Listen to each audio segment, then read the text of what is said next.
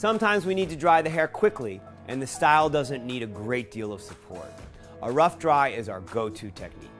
I'll show you how to use our fingers to prep the hair for whatever style comes next. For this, we'll be using smoothing technique. So as we can see here, the model's hair has its certain texture. Our goal here is to kind of just give it that movement, and there's a delicate balance when we're rough drying to do it without overdoing it, and we want to just sort of support the model's natural texture. We want to kind of bring out whatever her hair is, just a better version of itself. So what we're going to do is we're going to take the model's hair and we're just going to saturate it with water. We're going to get it wet, and then we're going to add product. Now, depending on the look, we'll change different products. Sometimes it'll just be an oil, sometimes it'll be a hold, sometimes it'll be a hold and an oil, really depending on what we want this finished look to be.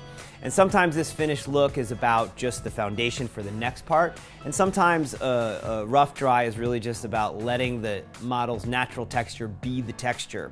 However, it's a delicate balance of working the hair without overworking the hair. So we really want to think about how do we just support the hair and help it kind of be a slightly better version of itself, a slightly more finished, a slightly more moved look. So here what I'm doing is I'm taking the hair, I'm twisting it. Now I'm not twisting it specifically, I'm twisting it back and forth in different directions.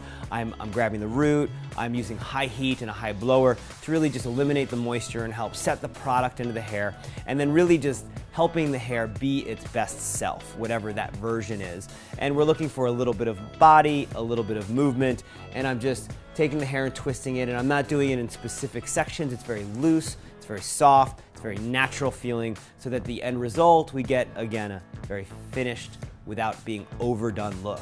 So here, as I continue to move, taking the hair and twisting it and blow drying it, just getting that moisture out, supporting it, moving it around in different directions so that I really have a control of the end result, knowing that I'm looking for something that's done without being overdone.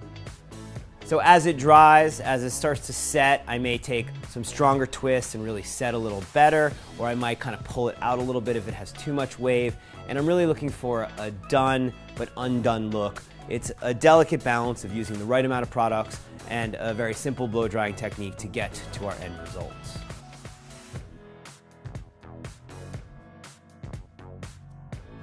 So when we're done with this rough dry, this sometimes is just the finished result, and we're looking for that kind of undone, done look.